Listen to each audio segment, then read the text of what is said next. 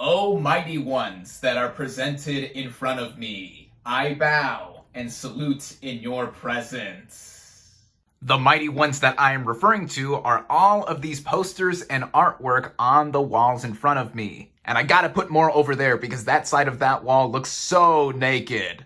What is up, everybody? Random Man here, bringing you another video during this current quarantine era. I hope everyone out there is continuing to stay safe and be well during this unpredictable time, as I am here bringing you my review for Raya and the Last Dragon.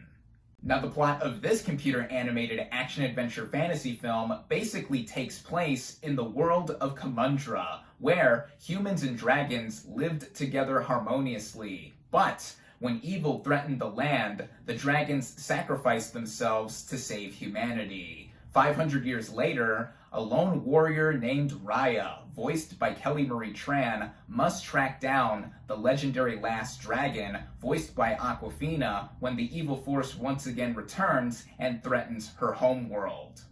Going into this movie, I was definitely looking forward to seeing it. This is the latest feature film from Walt Disney Animation Studios, and it looked like it would be among their more unique entries that they have done in recent memory. I was also interested because it is a film of theirs that didn't have a romance at the center of it and was not a musical. In addition, the directors of the film had me intrigued as well. This film was co-directed by Don Hall, who co-directed Big Hero 6, one of my favorite Disney films from the last decade, and Carlos Lopez Estrada, who previously directed Blind Spotting, a highly underseen film that I highly recommend seeing if you have not already. This is also a film that has been given a simultaneous digital and theatrical release, and I opted for watching this movie on Disney Plus with Premiere Access, so I did end up coughing up the $30 to be able to stream this thing, but there is good news on my end in that recently my local theater chain, which is still currently closed, did announce that it is reopening on April 15th of this year, so shout out to Classic Cinemas. I cannot wait to go back. Starting out with the cast and their vocal performances, we have Kelly Marie Tran as the title warrior princess, Raya.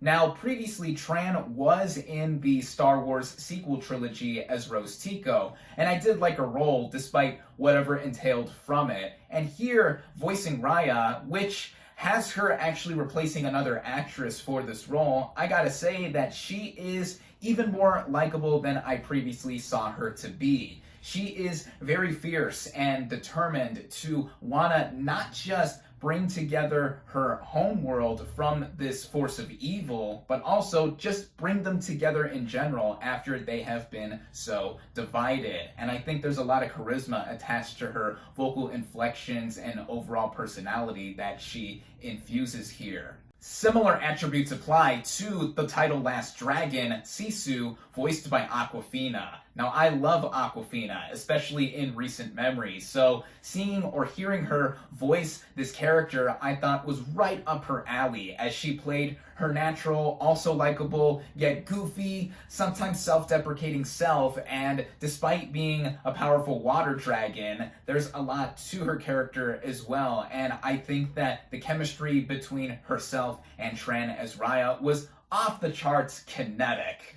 The rest of the voice cast, I think, provides some more than supple support for our main two leads. We have Isaac Wong as Boone, this 10-year-old owner of a boat restaurant who at first could have come off as annoying, and I think that he was very cool in terms of being added to the roster of main characters once he is introduced into the fray. There's also Benedict Wong as this big and lone survivor warrior of his land that he leads. He has a very gruff kind of exterior, but also has a very big amount of sweetness inside of him too. Sandra Oh voices the leader of her part of the land, and her daughter, Namari, is voiced by Gemma Chan, who was a childhood friend of Raya's, quickly turned into a rival afterward, and I think that there's a lot of sass with her character, yet I think Chan made her also likable in a way too for what she stands for as well. There's also Daniel Dae Kim as the voice of Raya's father, who rounds out a predominantly Asian American cast, which is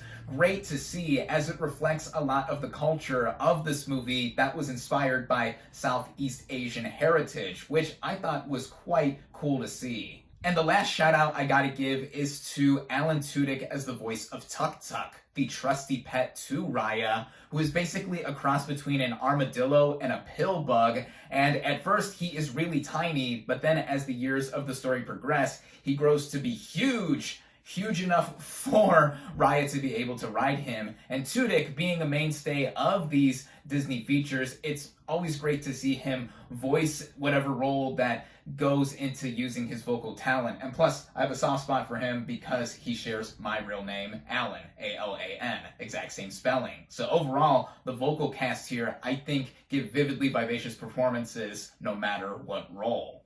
The writing of this film sets the narrative up into very familiar but no less compelling territory to other fantasy worlds that we have seen in pop culture. This also has to do with Raya, since she was a child being trained by her father to protect this magical orb that is uniting the entire land. And eventually, Raya has to set out to find the last dragon so that she can further unite Kamundra and also get rid of the evil force known as the Droon, which is once again threatening her homeworld. And there's a lot in here that has moving parts that keep the movie energetic as it keeps going along. Along this journey, Raya and Sisu meet more and more ragtag group of characters that go along into forming their fellowship to want to unite Kamundra together. And as I mentioned, with this being familiar to some other works of fantasy in pop culture, of course, the word fellowship would bring to mind The Lord of the Rings. There also have been comparisons to Avatar: The Last Airbender here, specifically with the opening setup of the world of Kamundra. But I gotta say that Raya makes the world its own in terms of how it is as a movie, and going along as an action-adventure film, it really is so engrossing to see, and this goes along with the animation itself. This is a majestically multicolored movie. The color palette of this film stood out in more ways than one, with a lot of greens and blues, specifically on Sisu herself, and even purples really catching my eye across this movie. Even though I opted to watch this movie at home, on my 65-inch TV within my living room, I was still enveloped with what I was seeing across the movie. Also with the culture that is displayed on screen. The way the movie was inspired by Southeast Asian culture, I think makes this movie not just an obvious diverse one, but also something that had me really intrigued to see all of the stuff that came into play. In addition to the culture that is on display, there's a lot of visual variety with the kinds of animation that are used in the film too.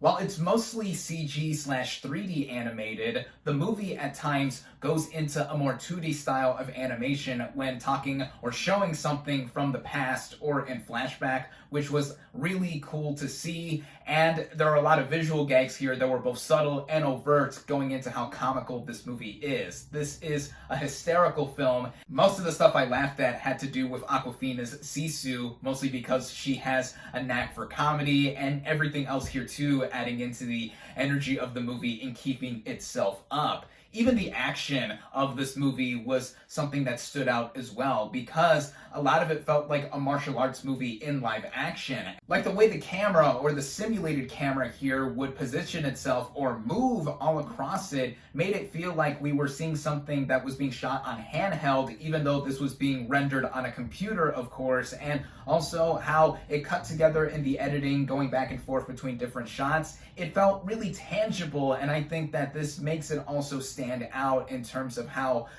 Disney has done action within their animated movies in the past. Also standing out is the score by James Newton Howard. This is one of my favorite original scores in any of Disney's recent features too, because it also reflects the culture and heritage of Southeast Asia like the movie does visually, and orally with the music. it has a lot of similar sounds and instruments that are from that area of the world, and I just felt that it added on to the emotion too, because all in all, this is a tremendously touching movie altogether. If I were to pick anything to take issue with, I think that it's very minor in retrospect. The way the movie does literally move, as I said, with its very quick pace, it did make it consistently entertaining. This is on the longer side for Disney features, running at just under 2 hours, but I thought that it made use of its time accordingly, even if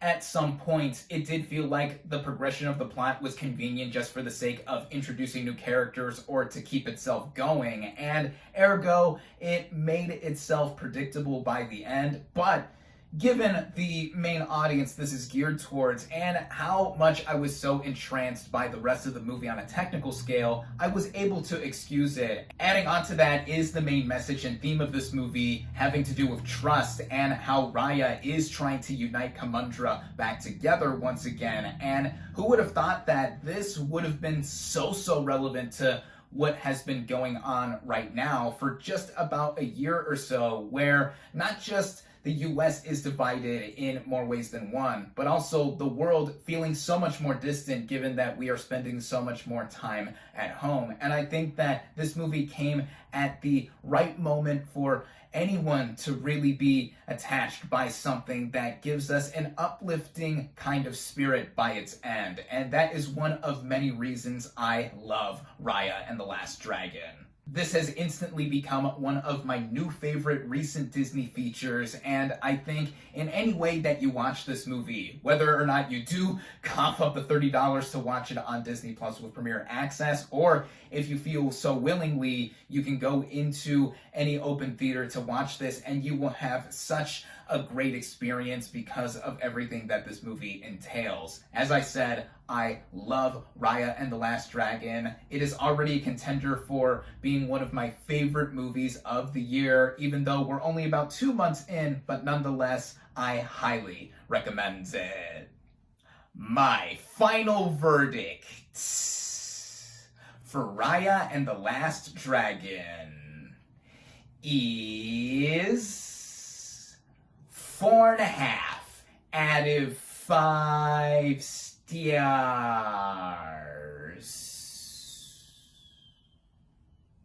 Thank you all, as always, for watching. Be sure to like this video, comment on what you thought of Raya and the Last Dragon. Social media links in the description. Subscribe to my channel for more, and I'll catch you on the next movie review.